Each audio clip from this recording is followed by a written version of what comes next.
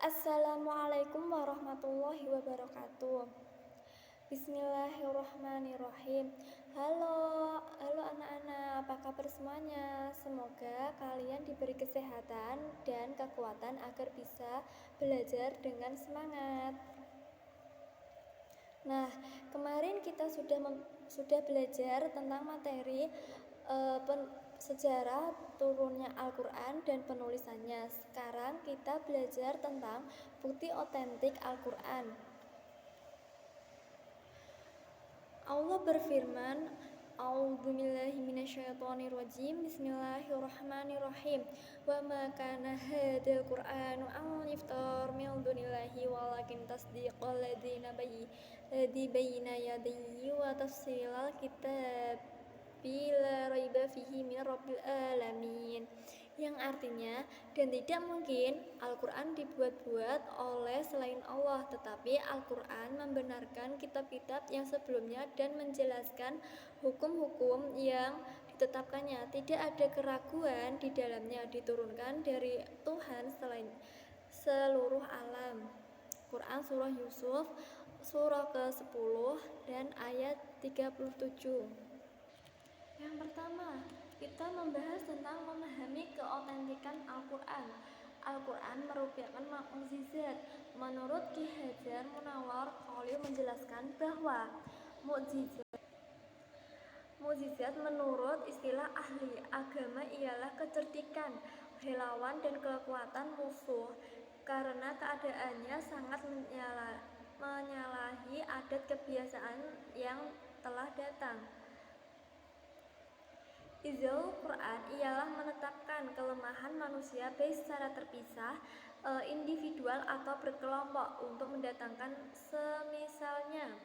Apa sih Izul Quran itu? Secara etimologis, kata ijaz berasal dari bahasa Arab, yakni azzaza yang berarti melemahkan atau menjadikan tidak mampu. Nah, pelakunya yang melemahkan dinamakan mukjizat, dan bila kemampuan melemahkan pihak lain amat menonjol sehingga mampu membuang lawan, maka dinamakan mukjizat. Sejarah Nabi menunjukkan bahwa tiap-tiap utusan Allah senantiasa menerima tentang dan menghadapi berbagai macam rintangan, bahkan dari umatnya yang ingkar. Nah, sekarang anak-anak bisa lihat LKS halaman 32 tentang aspek keautentikan Al-Quran dan contohnya. Ada berapa sih aspek-aspek keautentikan Al-Quran dan contohnya? Ya, benar, ada 5, yaitu dari segi bahasa, yang kedua susunan kalimat, yang ketiga kabar tentang hal-hal yang gaib, yang keempat sejalan dengan ilmu pengetahuan modern, yang kelima tepat janji. Ya, kita membahas tentang segi gaya bahasanya dulu ya. Dari segi bahasa, Al-Quran menggunakan gaya bahasa sangat indah dan berbeda dengan bahasa yang dikenal dalam bahasa Arab. Gaya bahasa Al-Quran adalah variasi yang digunakan oleh Al-Quran dalam mengungkapkan dan menyampaikan maksud yang dikehendakinya. Al-Quran merupakan surah Allah kepada hamba-hambanya. Sebagai surah tertentu saja berisikan begitu berita gambaran, perintah, petunjuk, perintah-perintah, dan larang-larangan.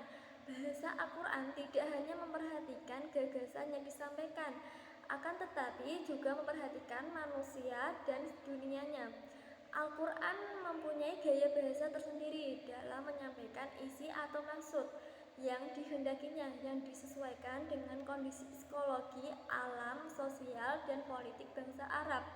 Dalam hal ini, penulis hanya menyampaikan beberapa gaya bahasa dalam konteks ilmu al-balaghah, yang lebih tepatnya fokus pada ilmu al-bayan, dan di antara gaya bahasa tersebut adalah gaya bahasa tasbih, isti'arah, majaz, dan kinayah.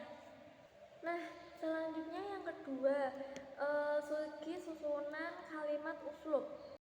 Ada berapa sih segi susunan kalimat uslubnya? Ya, ada 6. Yang pertama, dari susunan surah kata-kata yang digunakan Al-Quran terasa lembut dan indah diucapkan. Yang kedua, bahasa Al-Quran dapat diterima oleh semua lapisan manusia, baik oleh orang awam maupun kaum cendekiawan. Yang ketiga, sejalan dengan akal sehat dan dapat menyentuh perasaan. Artinya, Al-Quran mampu memberikan doktrin kepada akal dan hati nasanubari. Yang keempat, secara utuh keindahan sajian Al-Quran serta susunan keindahan bahasanya tak ubahnya suatu bingkai yang dapat memukau akal, memusatkan tanggapan serta perhatiannya tentunya bagi orang yang memperhatikannya.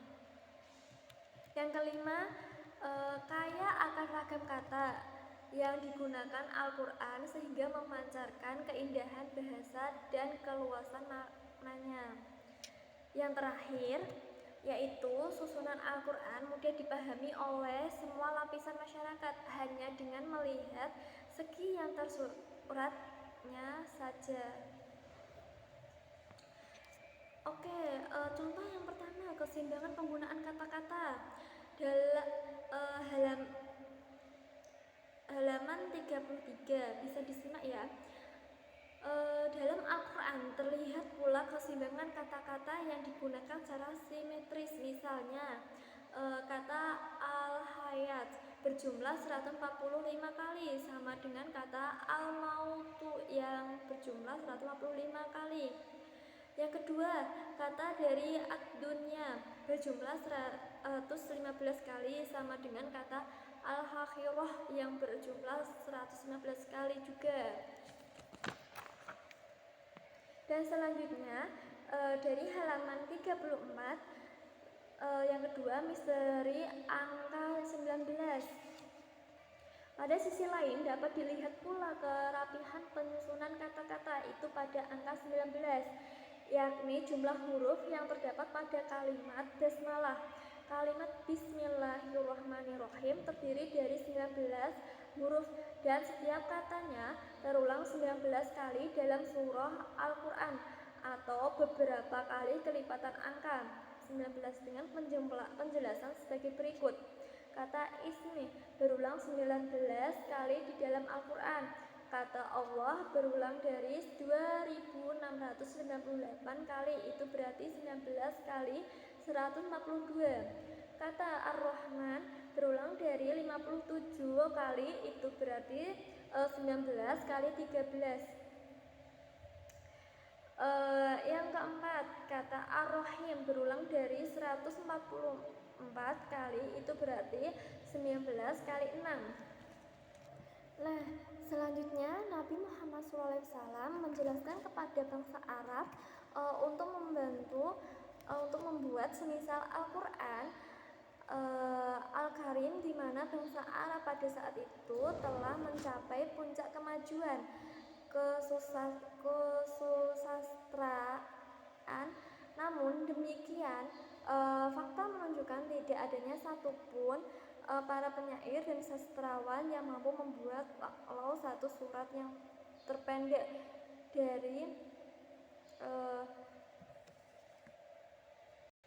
Nah, selanjutnya Nabi Muhammad SAW menjelaskan kepada bangsa Arab untuk membuat semisal Al-Quran Al-Karim, di mana bangsa Arab pada saat itu telah mencapai puncak kemajuan kesusastraan.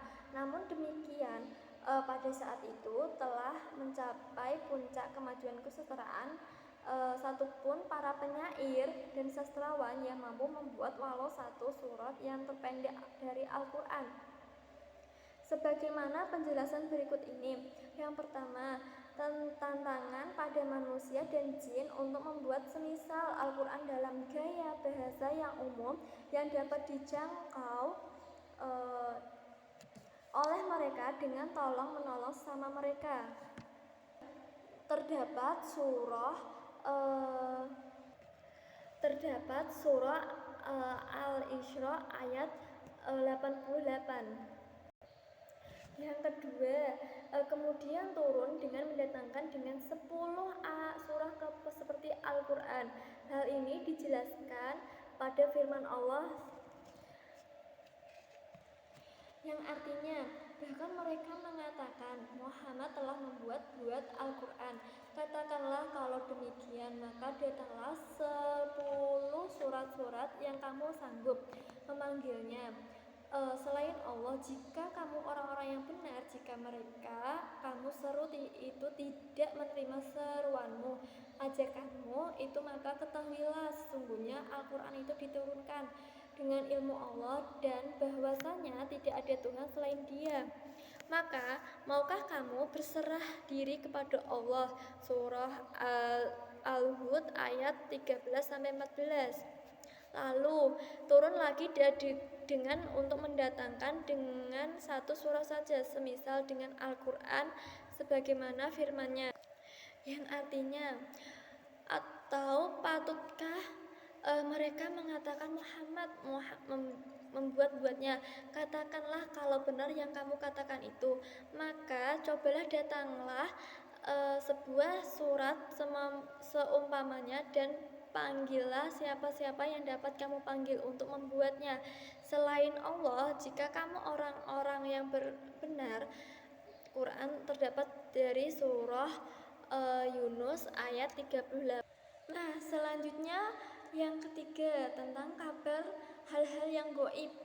Kemujizan Al-Quran adalah pemberitahuan tentang hal-hal yang gaib. Sebagai bukti bahwa Al-Quran bukan perkataan manusia, tetapi ia adalah firman Allah, Zat yang Maha Tahu tentang hal-hal yang gaib. Bisa dilihat LKS halaman 36.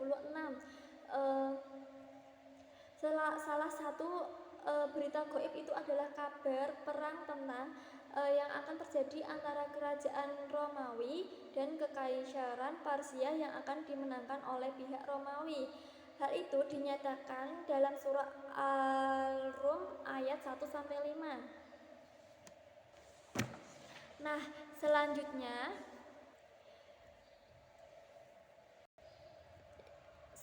yang keempat, tentang sejalan dengan ilmu pengetahuan modern. Bisa dilihat lagi nomor 36 ya.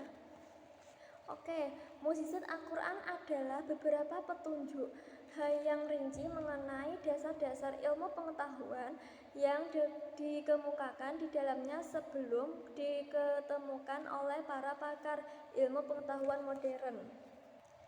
Nah, selanjutnya yang terakhir ini, tepat janji.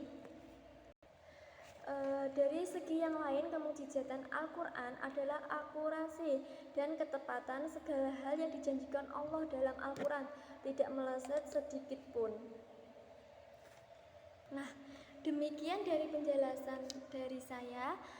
Apabila ada kata yang salah, materi yang kurang tepat, mohon maaf. Wassalamualaikum warahmatullahi wabarakatuh.